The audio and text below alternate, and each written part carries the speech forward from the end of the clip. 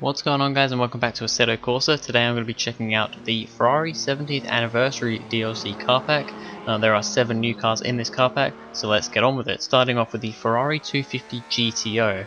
Now this is a very old car. I believe it's actually the oldest car in the pack, about 1962 I think, and it's actually not a bad car, you know. I mean, yeah, it feels old, the handling is not amazing. However, this car has a hell of a lot of speed. It doesn't have much low-end acceleration, but when you get the revs up, it really does accelerate quite well. The handling isn't great, but it's not terrible. I mean, it's, you know, considering it's from the early 1960s, it really isn't that bad. And the look of this car, I think it looks great. It looks like a classic, a really good, unique, classic Ferrari. And yeah, I mean, it is one of my favorite classic Ferraris. I do really like the 250 GTO. Actually, a surprisingly good car. You know, I'm not the biggest fan of classic cars, but this one was very good. Next up, we have the Ferrari 312/67, which is I suppose, a classic Grand Prix car, I think. I'm not really too sure, but this car is from 1967, so once again a very old car.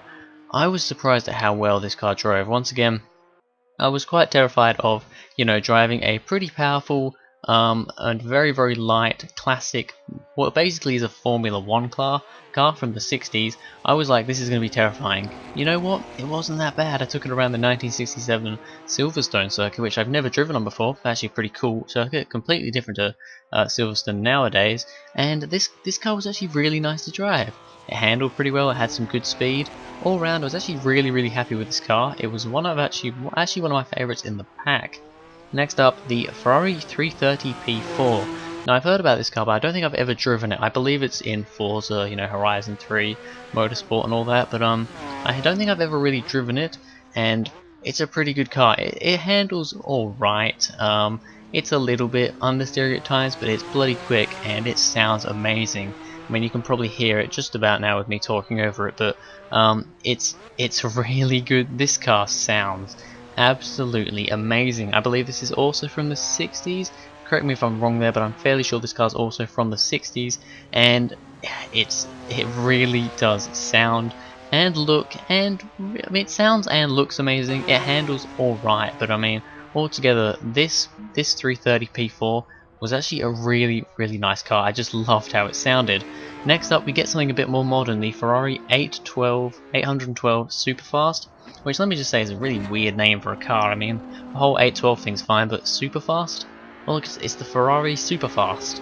But anyway, it is pretty damn fast. It is super fast. An absolute handful to drive, I will be honest.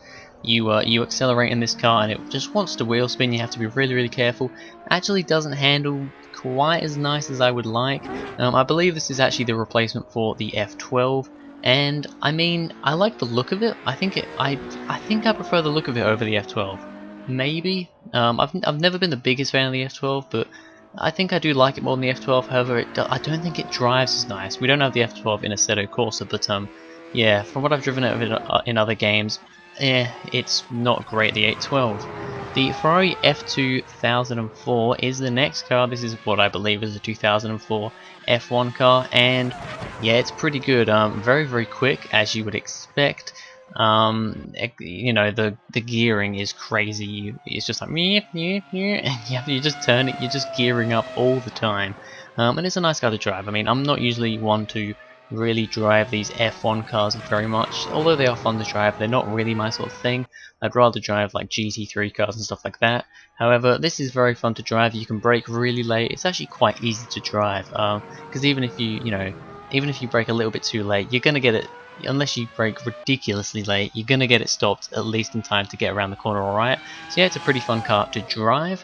Next up, the last of the road cars, the Ferrari GTO. This is a 1980s car, and I've driven this car in, I believe, Gran Turismo 6, and that's about it. And I will be honest, in this game, it doesn't drive very nicely. This is one of the more recognizable Ferraris in this pack for me. It's the one that I kind of knew about the most, I'd say, and that I've seen the most. And it actually didn't drive very nicely. It really didn't. The brakes were absolutely awful. I mean, God, the brakes were terrible. I think it was probably the slowest car of all of them as well. for it still had not much bottom end acceleration, but top end acceleration still wasn't bad.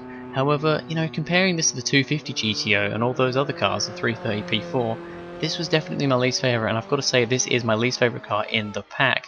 The final car is the Ferrari SF7H, which is another Formula 1 style vehicle, and yeah, it's pretty good. Once again, it's very quick. I don't know if this is quite as quick as the other one. I think this one's probably a bit quicker in a straight line.